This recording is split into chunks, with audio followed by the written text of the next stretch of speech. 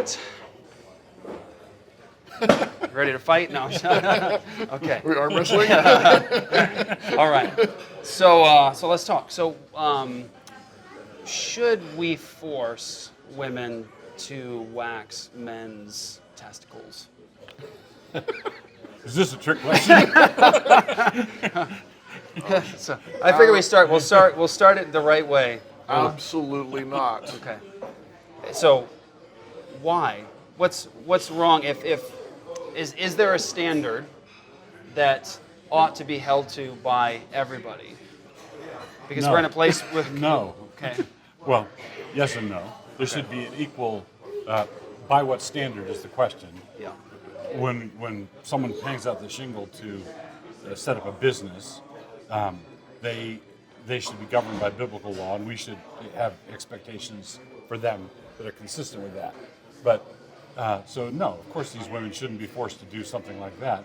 But if you say no, then someone's going to say, so do you think an owner of a diner in Birmingham, Alabama, had the right to say no to blacks or Jews, right?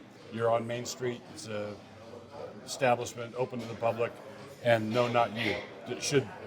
That's the first place they're going to go. The answer is yes. Right. Yeah. Should have the right to refuse service. Right.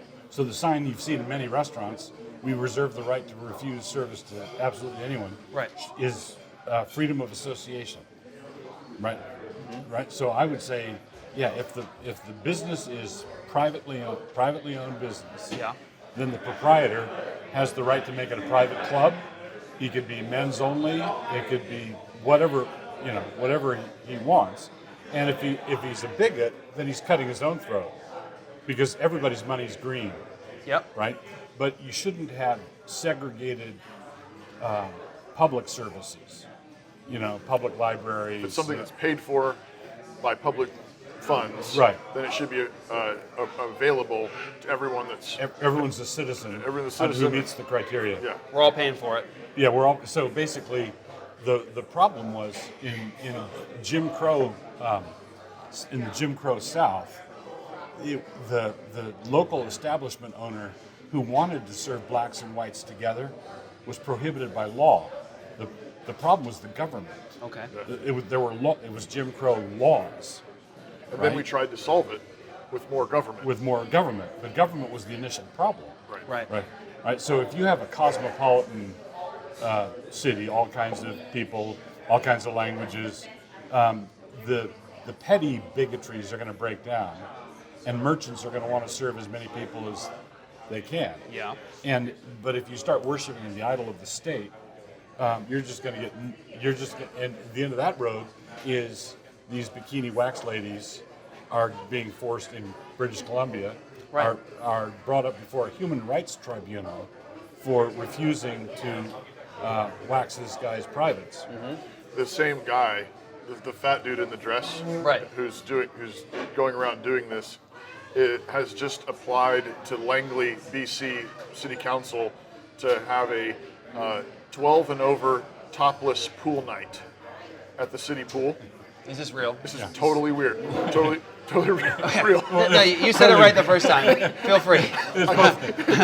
I can't. I'm trying to talk. And in which the actual official application form says that parents and caregivers will not be allowed on the premises because it will be safe and inclusive. Yeah. The official application says that parents and caregivers will not be allowed on the premises because it will be safe and inclusive. My suspicion is that this particular guy is hungry for attention.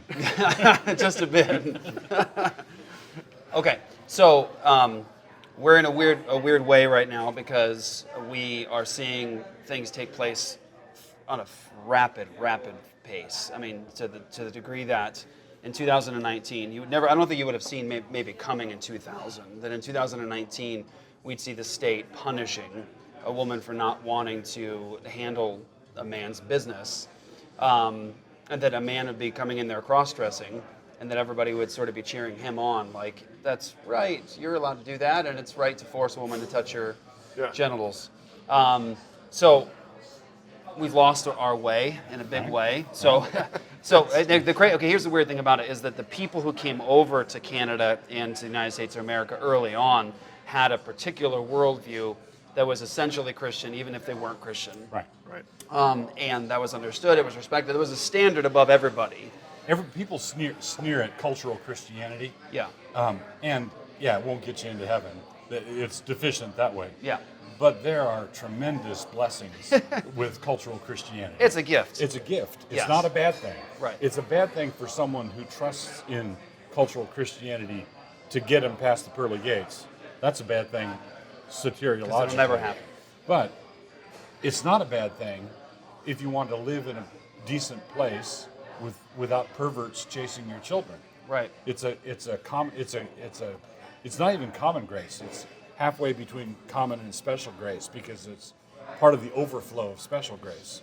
Yes. A vibrant church is salt and light, and that affects the whole society. It preserves the society. Yeah. And it scatters darkness in the society. Right. Yeah. And it actually makes the gospel flourish. So it's a blessing to the preaching of the gospel, right, to be able to clear away the gunk, because the gunk always comes.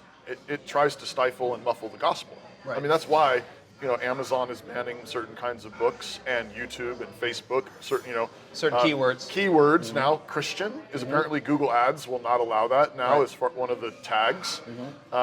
Because it's not like you can actually have this empty secular spot. There's no space that's actually empty with no gods. Right. There are always gods, and the gods are always at war.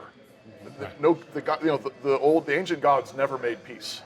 All of the stories are about them getting mad at each other, and then And when you argue for biblical morality, biblical standards of morality, sometimes the cool kids within the Christian church will sneer at you. Well, you just want to go back to the 1950s, right? Well, Paul said we're to pray for quiet and peaceable lives so that we can share the gospel. Right. 50s sounds like a good.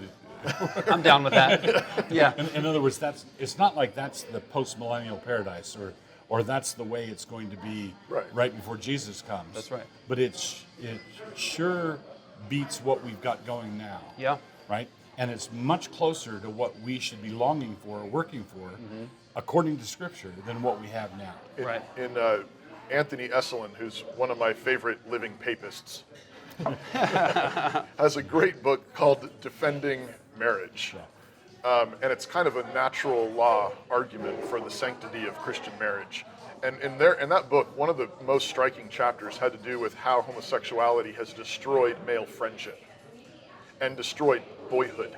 Right. Now, back to your 19, in places he waxes a little bit romantic. Right. And he could be accused of being kind of romantic about the 1950s. But he's talking about back in the day when a bunch of boys could go down to the swimming hole and splash around, maybe half naked or all the way naked, whatever, and nobody thought a thing about it. They were just being boys. And now if a bunch of boys went down and stripped down and swam in the lake, everybody would be freaking out. Right. And then men just being friends, it's actually infected the good gifts of God, of boyhood and friendship. Right. Because now everything's infected with that suspicion.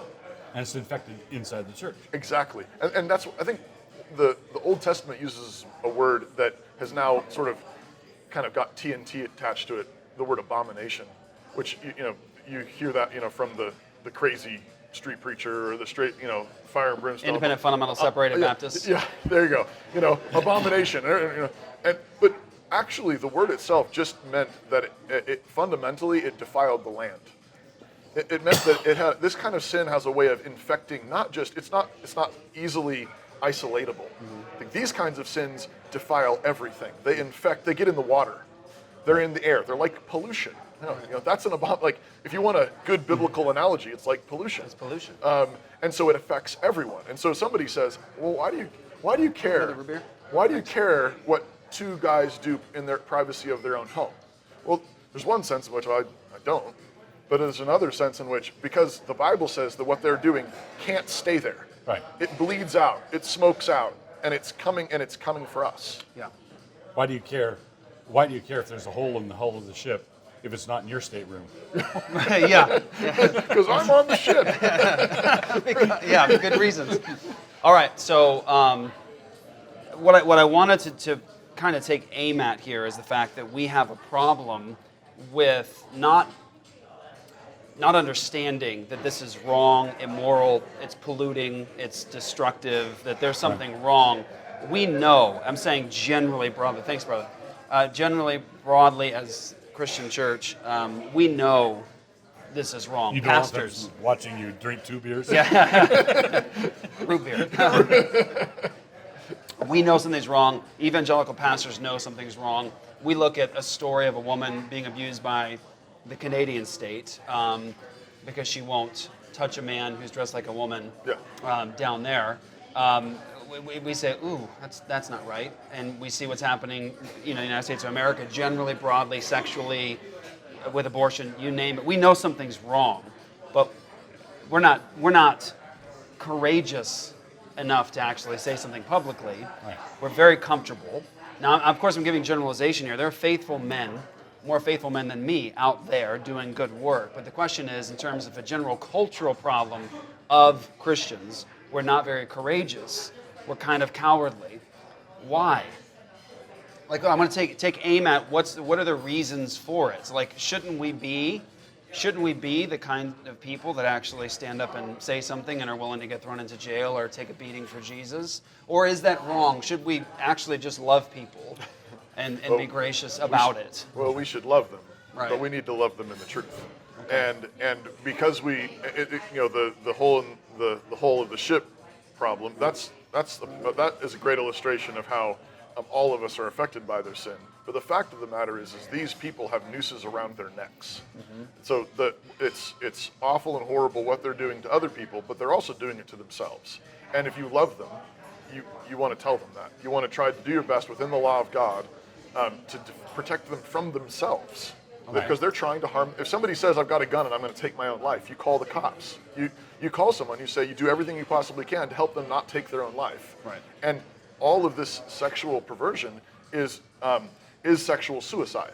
It's actually slow motion suicide, and we ought to try to stop them. I would divide the Christian church into 2 broad categories, and then one of them into 2 categories then again. Okay. So we have millions of evangelical Christians in the United States, and all this is happening with millions of us around. Right. So what's with that? I'm not talking about precise percentages, but say 1/2 of this group are just poorly taught. They're not taught the whole counsel of God. Their preachers either talk about a rapture that's going to take us all out of here, or just Jesus in your heart, go to heaven when you die. It's superficial, 2,000 miles wide and 2 inches deep. Yeah. Right. Yeah. So there's that problem. Poorly taught Christians, and they watch these things in the news and they say, "Man, that's a shame," but they don't know how to connect any dots because no one's ever shown them how to connect any dots. Yeah. So those are the Christians who don't know what's going on. They know what's going on, but they don't know why. It's just there's a famine of the Word of God. Okay. Okay. Then the other side, there are Christians who do see what's going on.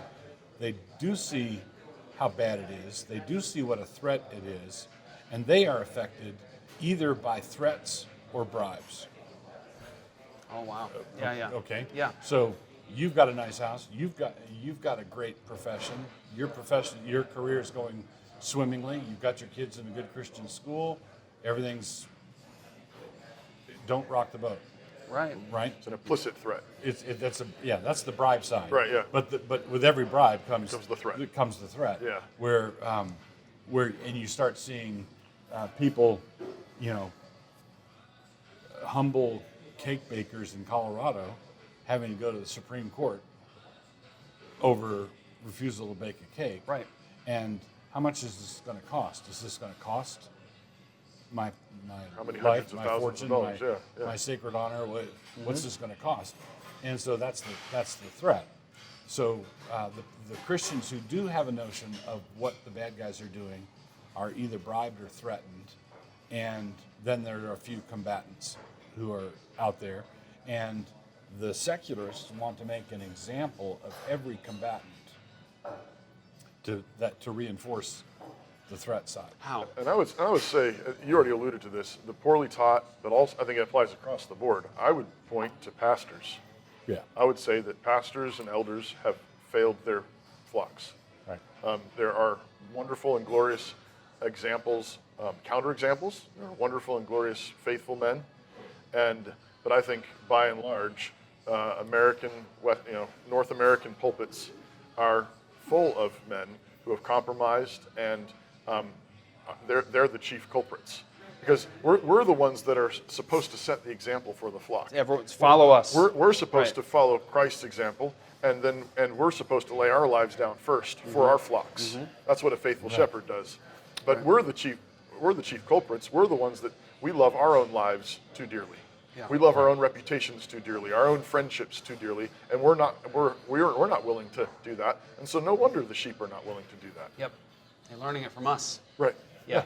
So you mentioned they make an example of the combatants. Right. So how do the secularists make an example of the combatants? Oh, they vilify, they slander, they wind up in court. The person's reputation is trashed.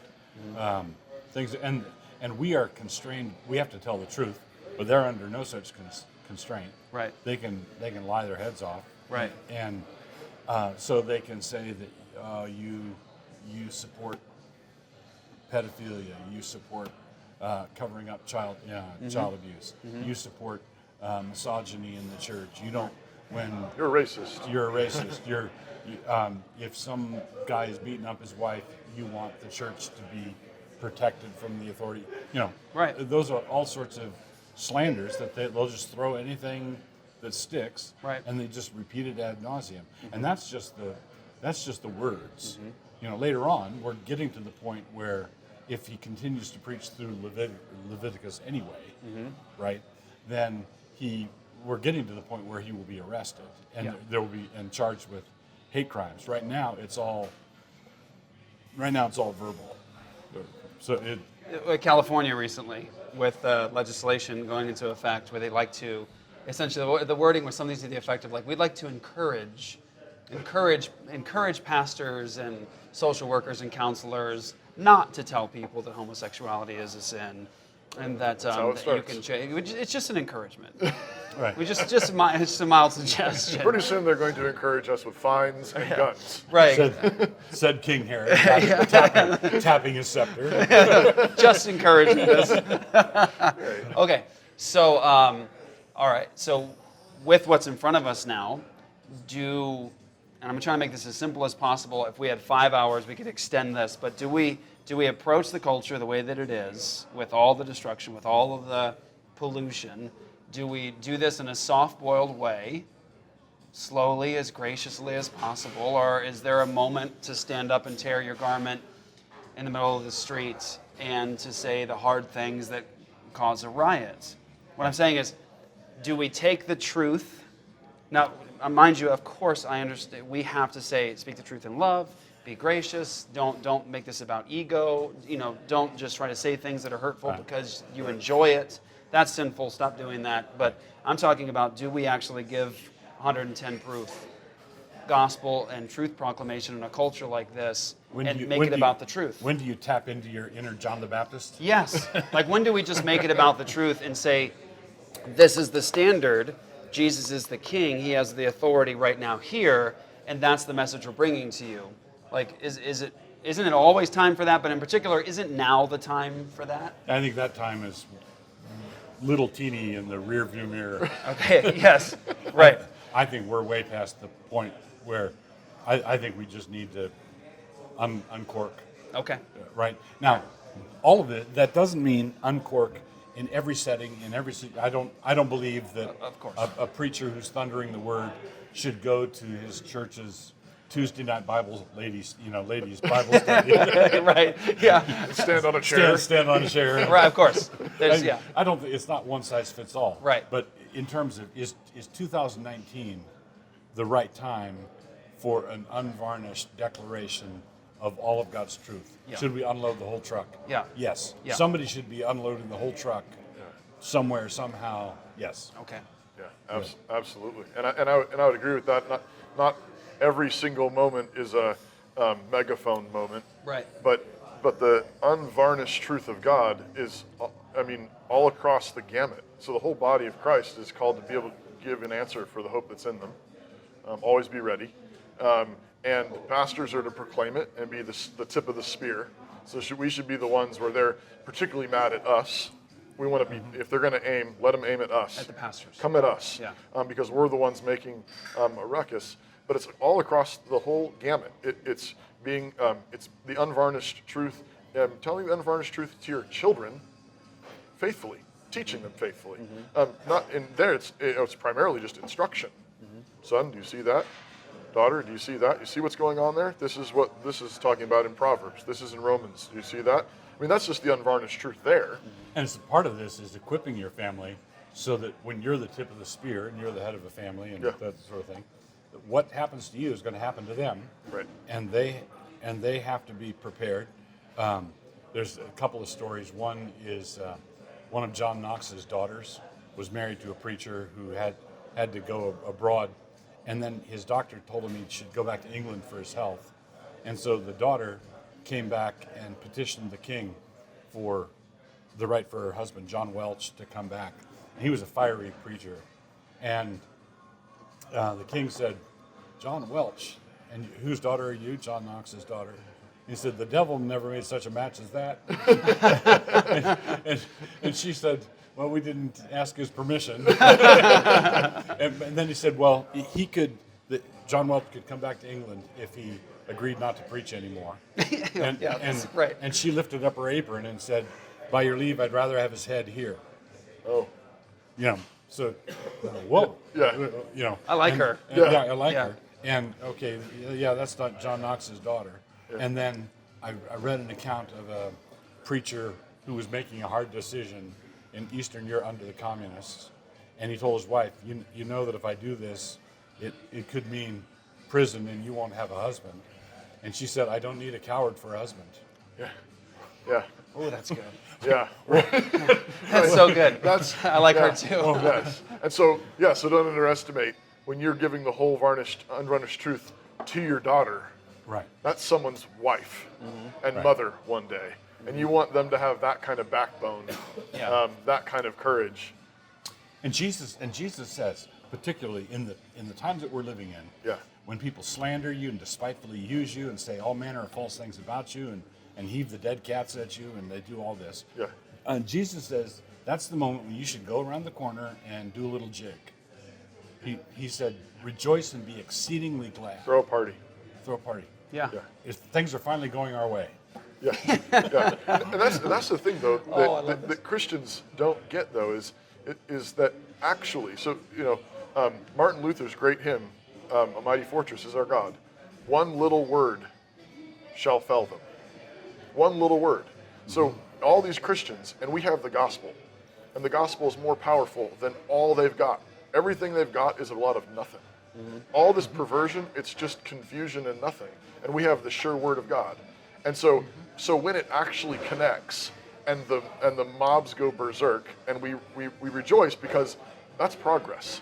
And one of the things that Christians have forgotten is what it feels like to win.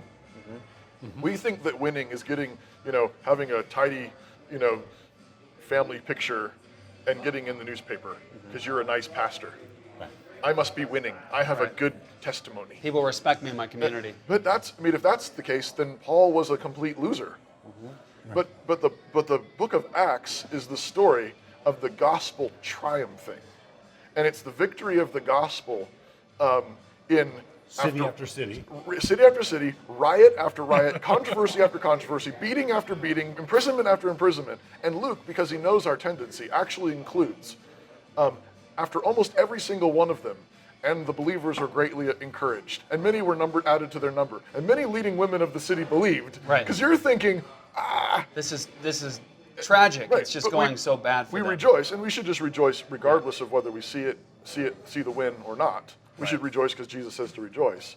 But I think we should rejoice in faith, believing I think God's giving us this. Right. When they heave the dead cats. Another favorite story of mine is in the Korean War. After the Chinese came into the war, there was a Marine detachment that was completely surrounded by the Chinese, and the Marine general who was with them looked around at the Chinese in every direction, and he said, "Well, they can't get away now." That's the way to do it. I've been thinking about the same thing with the way that the faithful Chinese church has been recently persecuted.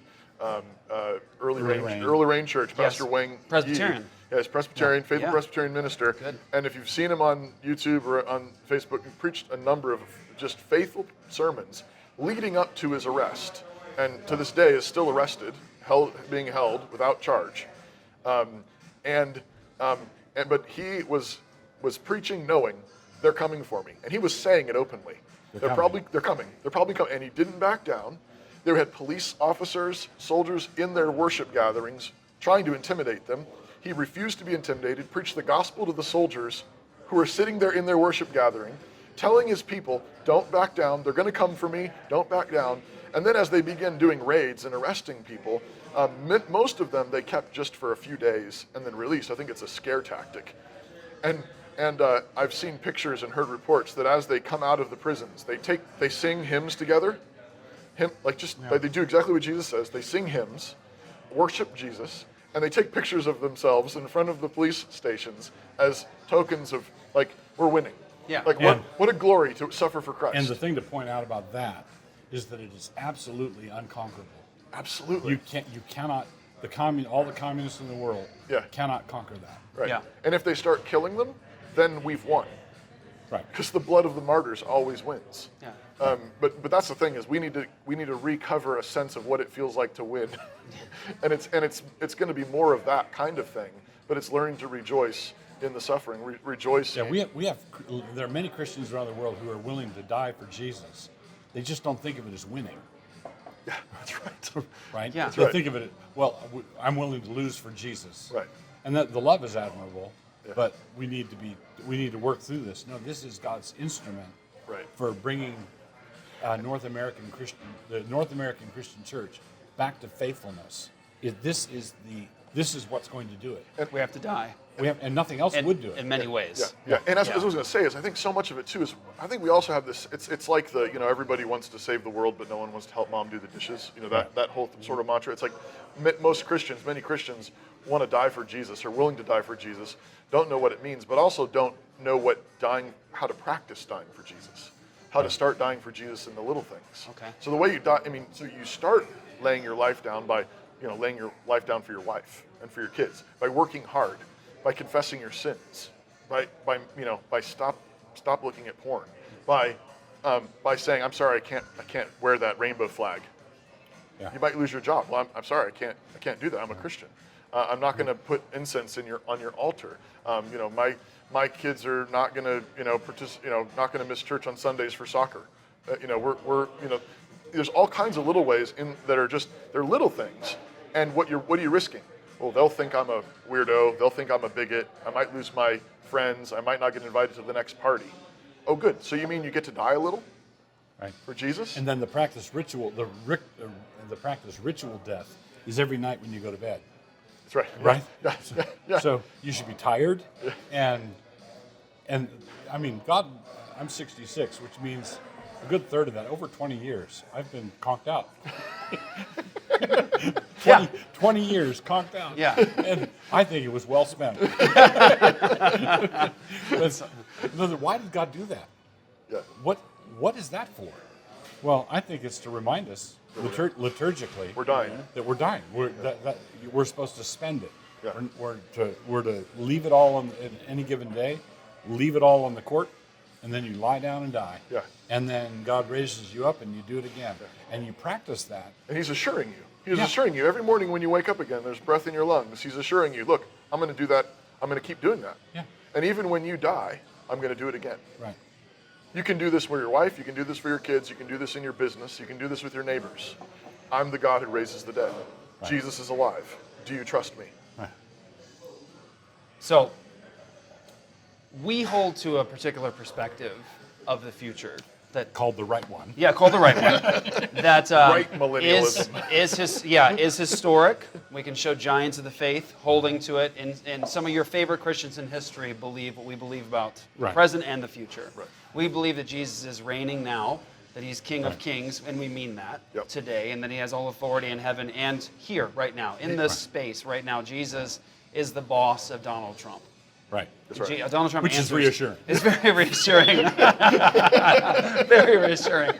So, and we believe about the future that Jesus is going to put every enemy under his feet before he returns for the final enemy, and that is death, once and for all. Yeah. Right. So, when we go into whatever culture or nation that we are facing that God puts in front of us, we're coming with a message of a single king, a single source of salvation, a single way to salvation, and ultimately a single standard of truth. And this truth is for everybody. Right. This is what everyone has to hold to.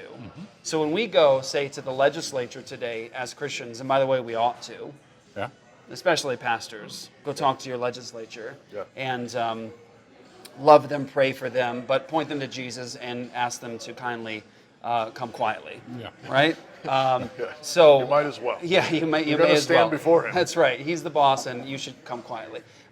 So the question I have is: let's say we talk about the issue of abortion. Christians over the last decade have actually really changed the nature of the conversation in America. With End Abortion Now, we've been able, through God's grace and what He's raised up, over 400 local churches across the United States, in Australia, Canada, Northern and Southern Ireland, now in Scotland, actually, some stuff happening right now. We're talking to churches there. So they're going out to actually go to the front lines where they're doing the killing, and they're saying that they're telling the truth. They're saying, this is murder, you can come to Christ for salvation, and we'll help you. That's that's the simplicity of the message. Please don't murder your baby. You can come to Christ for salvation, and we're going to help you. Right. Like, let us do that. Very simple. Yeah. Not hard to do. Go ahead. Go do it. Yes. The other thing we're doing is going to the legislature, and it's now happening across the country, and we're saying, please stop killing babies, do your duty, uphold justice, come to Jesus, and we'll support you, we'll help you. So that's happening now, and now we have now the opposition, we talked about this yesterday, worried. They're using words like, they're going to ban abortion, they're going to criminalize abortion. Right. They're using words like murder themselves. They know where the fight is taking place because Christians have now been kind of getting into that fight, telling the truth. Right. So I guess I'd like to hear you guys talk for a minute about the issue, say, of abortion and Christians telling the truth. You were talking yesterday about even the mindset of a lot of popular conservative talking heads is that, well, we can't make it about Jesus.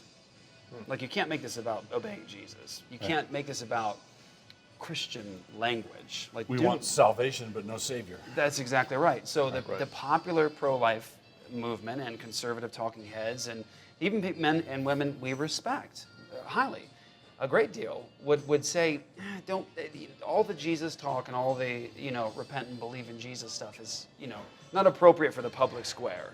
Like, let's keep that in the church. And in the public square, can we just use what kind of sounds Christian? Family values. Yes, like, can we do something, like, ought we to actually use explicit terminology when we fight these cultural battles? Like, if somebody says, Doug, why are you saying male and female and that's the thing? It's not because of Jesus, right? Like, what would you say? Like, you would say... I'd say, well, it's either Jesus or Darwin. Okay. Right? We're against Darwin. Yeah, you're right. And we're against Darwin. Right. Yeah, so basically, you cannot sustain a clear vision of the distinction between male and female. Created he them, right? Right. So we're made in the image of God. Christ is the reestablishment. The fall marred and vandalized the image of God, didn't destroy it. Mm-hmm. So Adam and Eve are created in the image of God, chapters 1 and 2. Then the fall in chapter 3. And then in Genesis 9, after the flood, God requires capital punishment for the taking of a life. Right. Because man is made in the image of God. Right. So that's centuries after the fall. So we see that the image of God is still intact, like the ruins of a great cathedral. Yeah. The cathedral collapsed. You can still tell the footprint. You can tell this is a cathedral. Yeah. But the stones are all over the place. But it's still enough of the image of God there to be respected. And you can't. But it's nonsense to talk about the image of the unknown God. Which God? Which God? What are you talking about? Right. So if we want to, why should we be pro-life? Why should we protect human life? Because these are image bearers. There you go. That's it. If they're not image bearers, if we have to leave the God part out or the Jesus part out, we have no argument. Right. Right. No. Right. Why can't we take their life? Why can't we take their life if they're just protoplasm? Because even if we say it's human, guys, the Darwinist goes, great. That's one more random result of evolutionary processes. Yeah, human. What does human mean? So the pro-aborts make a distinction, which is consistent given their worldview, between human and person, the personhood of the baby and the humanness of the baby. Right. Any trained biologist will say, sure, Oh, it's human. The child is human. Right. It's human. But being human doesn't confer personhood status. If there is no God in heaven, if Jesus is not at his right hand, then who's in charge of conferring personhood? Right. Well, the Supreme Court. The Supreme Court effectively becomes the supreme being. Yeah. And if they say mentally deficient children are not persons, right? Or the elderly who have advanced dementia are not persons. They used to be persons, but they're not persons now. Right. So their lives can be taken. Their lives can be taken. Yes, they're human, but they're not persons. Right. The only way to fight off that distinction is if they are image bearer. How long are they bearing the image of God?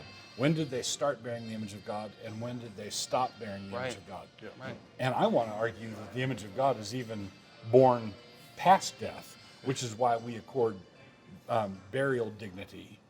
You know that. Very good. Yes. Right. That's right. So we respect it as long as there's something anywhere near to respect. Right. And if you take Jesus out, you have none of it. All you've got is humanity, and you're appealing to humanity in a world that grants it and then reserves to themselves the right to confer personhood as a distinct category. That's right.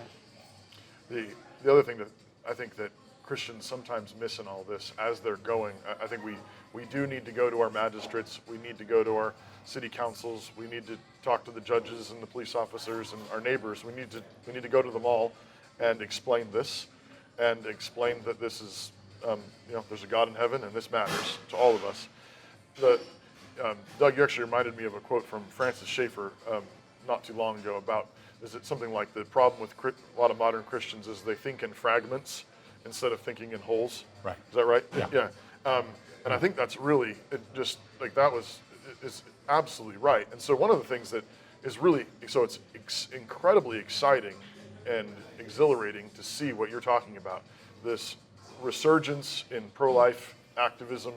I think a lot of the major marches and protests and the gospel presence at abortion mills and speaking to magistrates, I mean, it's just heightened. It's spiked significantly. And the one thing that I would add to it all and urge on all of them is don't miss the forest through the trees, which is keep up the good work, but also remember that there's a culture there's a culture of death. And the culture that wants to murder babies is the same culture that is trying to tear down Christian marriage, identifying male and female as image bearers. And to ban proclamation of the gospel. And it's all connected together. And so I think it's important that we have a faithful witness about abortion. Yep. And we call for the end of it entirely. But at the same time, we also have to recognize that the same city councils are also beginning to institute hate speech and laws and say you can identify as male, female, or whatever.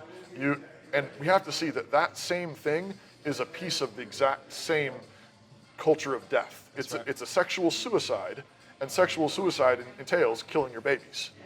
And so I think helping keep all of it together so that I mean obviously if you're proclaiming the gospel to your city officials, you're sharing the gospel and you're proclaiming the lordship of Jesus.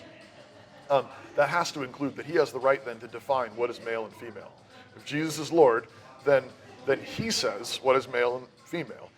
If Jesus is Lord, he declares what a marriage is. Who cares what Obergefell said? Yeah. Jesus says that a man shall leave his father and mother and be joined to his wife, and the two shall become one flesh. Mark 10. That's That's Jesus speaking. That's marriage, not two men, not two women, not three men, not whatever. But I think we want to get back to, and this is the point that you made earlier, Doug, is we want to proclaim the gospel. We want to proclaim a full-orbed gospel. Genesis to Revelation, the entire revelation of God needs to be proclaimed. And so we need to get back to our Bibles and make sure we understand that, even as we stand in the gap and we plead for the lives of the unborn that are getting taken every day. Right. So you gave one of my favorite messages about how Jesus picked fights. Yes. Okay. Okay. So I'd like you to think about how to sort of summarize that hour talk and just give me a punch and understanding, because we're talking about going into the culture now, into the public square, and fighting for the truth, with the gospel, for people's souls. And so I want to know how to do that. How do we do it? Because you guys, I think, did a great job of explaining it's not always the same. I can't go to the women's Bible study on Tuesday, stand up on a chair and just start going in. Right. But I can stand outside of the abortion mill where I have 15 seconds from car door to door where the mother's going to kill her child. I can be a little more direct and straightforward. Please don't murder your child today. I don't know your name. Yeah. I don't know where you've come from, but I know you're about to kill your baby. And so I can say there, please don't murder your baby today. Yes. To a complete stranger. And I can be very bold. You need to repent and come to Christ for life and forgiveness. I'll help you. Please don't destroy your child today. So there is a proper context. Right. And there's a proper context if I'm standing downtown in New York City in front of the Stonewall Inn, and I'm being surrounded by men who were throwing things at me. I can speak a little differently to them too. Yeah. So there's a way in which we have to actually approach. So how did Jesus pick fights? And also, is it appropriate to start a riot for Jesus? Yeah. I'll have you answer one, then two. I say, no, don't start riots on purpose. Okay. One time there was a riot in Perth in the Reformation, Perth, Scotland, and Knox referred to that rascal multitude. It was the rioters were on his side, but he still said that rascal multitude. But these things are oftentimes not stage managed by the leaders. I just saw something in Luke 22 that I was reading in Philip's New Testament, and the way he phrased something brought me up short, and I went and checked it in other translations. In Luke 22, the first verse, it talks about the Jews plotting to arrest Jesus secretly because they feared the people. And I'd always taken it, they thought, if we have to figure out a way to arrest Jesus in a way that won't set the people off, and so we have to arrest him in a way that the people don't riot. But this reading, and it makes sense to me, this reading is they arrested Jesus because they thought the people were going to riot anyway. Right? Okay. So in other words, we need to take this Jesus character out because Jerusalem's a powder keg. Yeah. Right? Because it's very clear. We need to arrest Jesus because we fear the people, as opposed to we need to arrest Jesus in a way that takes the people into account, which is how I used to take it. Well, what that means is that there were people in Jerusalem who were on Jesus' side who did not display his balance. Yes. Right? Right. So, and often his own trained disciples didn't have his balance. After 3 years with them, Peter lops off Malchus's ear, and Right. There are a number. Apparently, he wasn't listening at the Sermon on the Mount. There were places where some people clearly didn't get the memo, and a lot of Israel loved Jesus and loved John the Baptist. Right? And Jesus asked them, so was John the Baptist baptism from men or from heaven? And they went back and did a calculation. Well, we can't. If we say from heaven, then he's going to say, why didn't you get baptized? Why didn't you believe him? And if we say from men, they feared the people because all these godly, saintly followers of Jesus would stone them. So oftentimes we have to take into account the fact that we are grabbing a grizzly bear by the ears. Yeah.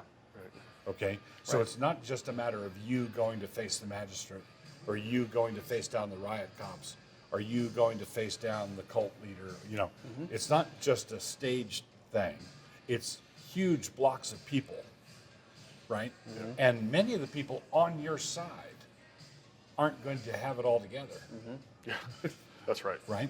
There were a bunch of people on the Lord's side who didn't have it all together. Right? I don't think Jesus would have said, throw another bottle, throw another rock. I don't think Jesus was an instigator of riots actively, but his presence and his teaching and his charisma was a riot kit in the making, right? So when Christians pick fights, you mentioned that how Jesus picked fights. That's one of the things we have to take into account. Is who's going to pile in on your side in unhelpful ways? Who's going to pile in on your side in moderately helpful ways? Who's going to be... He's talking about me about that one. Yeah.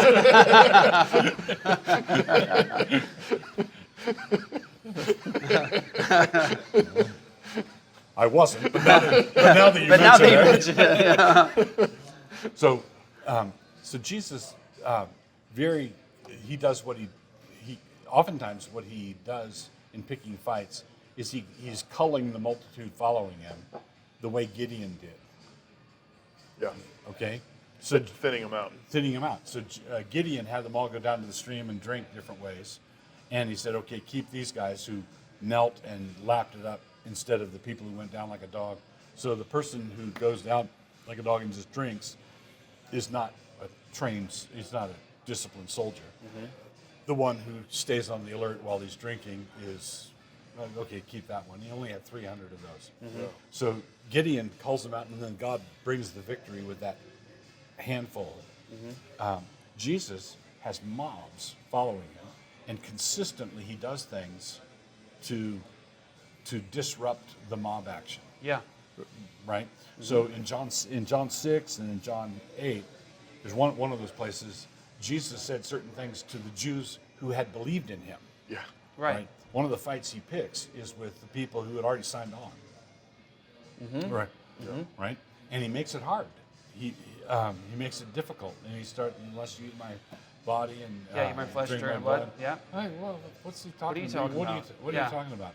He makes it difficult. He puts obstacles in the way of easy believism. Right. It's also requiring holiness. Yeah. I mean, he wants those who are really going to follow him all the way. It's not just that you're on board with his program.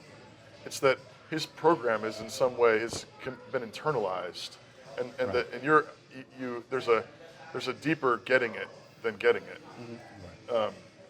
I very rarely quote John Dewey with approval. But Yeah. he caused some problems. He was a bad guy. Yeah, that's right. But there was one thing he said that I loved, and it was, "Lord, deliver me from my disciples." Yeah. Right? Right. Because there will be, and yet, that we're to take that into account. We're to thin it out and make it difficult as we can, shrewdly, right? We pick fights sometimes with the Pharisees and the bad guys. Other times, the fights we pick are with people who are ostensibly signed up with us.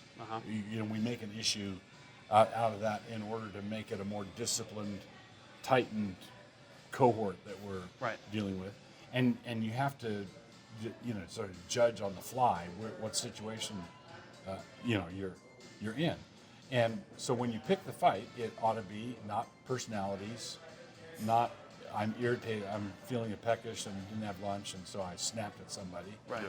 It should be a deliberate move and a play that you could offer up to God and ask Him to bless. Yeah. Right? like that, For what we're about to receive, we give thanks. Yeah. Right. God, this is going to be a saloon brawl. It's going to get ugly, and we're going to make mistakes in it. And would you please bless it? Right. Yeah. A few things to throw in. I was thinking of Elijah and Obadiah in Kings they're both picking fights, but they're picking different kinds of fights, which kind of circles back to different men, I think, will have different gifts, different opportunities, and wisdom discerns that. So remember, Elijah was he was the troubler of Israel, so called by Ahab. He was the man that Ahab blamed for everything, and he did make it not rain for 3 years. It was. Ahab had an argument. Exactly. But remember that when Elijah says, he goes to Obadiah, who'd been hiding. How many was it? Like 300 prophets of the Lord in the cave, in the caves. And Obadiah is in Ahab's court. Yeah. You're like, how could somebody exist in Ahab and Jezebel's court as a godly man? Well, Obadiah was He did it. eking it out, and he knew, but he really was picking a fight though, because, and when Elijah says, go to him and tell him that I need to see him today, he says he's going to kill me. He's going to kill me because he'll know that I know you and that we've talked. And Elijah assures him, says, go, I promise you, he won't kill you. You'll be fine. But I would say that's two different styles of picking fights. The problem is that some people say, yeah, I'm the Obadiah, but they're risking nothing. Right. So I'm the kind of Obadiah that hides no profits. right. I'm planning to hide profits at some point. Someday. But so that should be a gut check, though, is to say, okay, so if you think you're the Obadiah, what have you risked? Could you lose your job? Because what would have happened? Or might you? Yeah. And that would be a good test to say, okay, then if you really have risked something, then you really are picking a god. You very well could be picking a godly fight, even if it's not the straight-on one like Elijah does. Maybe you're being subversive in how you're writing articles. Maybe you're being subversive in how you're picking, families for adoption in your adoption agency. Maybe there's various ways in which you're being subversive. And you're risking things. And that would be a certain kind of picking the fight. The other thing I was thinking of is, this is not exactly picking fights, but it ties into all of this, is a friend of mine, acquaintance of mine, was a pastor for many years, I believe in Boulder, Colorado, named Rich Bledsoe. And he, at some point, decided that all the major leaders of city stuff needed a pastor. Boulder's like a very ungodly place, very godless, churchless, secular, liberal place, I hear. Mm-hmm. And he just decided, well, these people need a pastor. And so he just started calling up and emailing, chief of police, fire chief, city council members, mayor, judges, anybody and everybody that was a leader of something, I think the president of the local hospital, all the major public services. And just said, I'm a pastor, and I was wondering if I could get together with you and pray for you. And he just started doing that. And many of them took him up on the offer. And he would do it repeatedly. He would go back to them again, and how's it going? What can I pray for? And he developed real relationships with a number of these leaders in the city of Boulder, where actually when something bad would happen in Boulder, sometimes they would call him. Like he kind of became like this self-appointed honorary chaplain of a number of these the city, or sometimes he'd hear in the news about something terrible that had happened, maybe to their family or something that happened, in the police force, something like that. And he could call them up. He had a rapport with them, and they knew that he wasn't just there to get something. Right. He was actually there to minister to them. Now the thing I think that's a fantastic thing, and I would say so long as you also are speaking the truth. Yeah. It can't just be I'm this kind of nice friend. Mm-hmm. Right. It also has to be the kind of thing where I legitimately care for you, and because I care for you, I've got to tell you this is a real major issue in our city. But the thing that's striking about that process is legislators, city council members, people who are heads of things like that, are like pastors. So 99% of all the people who come in to a pastor's office are doing so in order to have his pile bigger when they leave. Yeah. Right? Right. They want something, they want him to do something, they want him to read something, they want him to fix something, They have a complaint. They have a complaint, Problem. or a fuss, or a difficulty. And of course, a parishioner who has a real problem, that's what they should do. The shepherd should care for the sheep. But that's the pastor's role. Well, the chief of police and all of these people, they're in the same position. Right. So a lone pastor comes in, and hey, you got a big pile of stuff there. Anything I can take away and pray about? Can I make your pile smaller? Right. It's like that person's, that person is going to remember who did that. Vodi Bakum told us a story about when he was pastoring in Houston, and their church at some point decided to just start praying for the city council members of Houston. And so every Sunday, a particular city council person was on their prayer list, and they'd pray for them.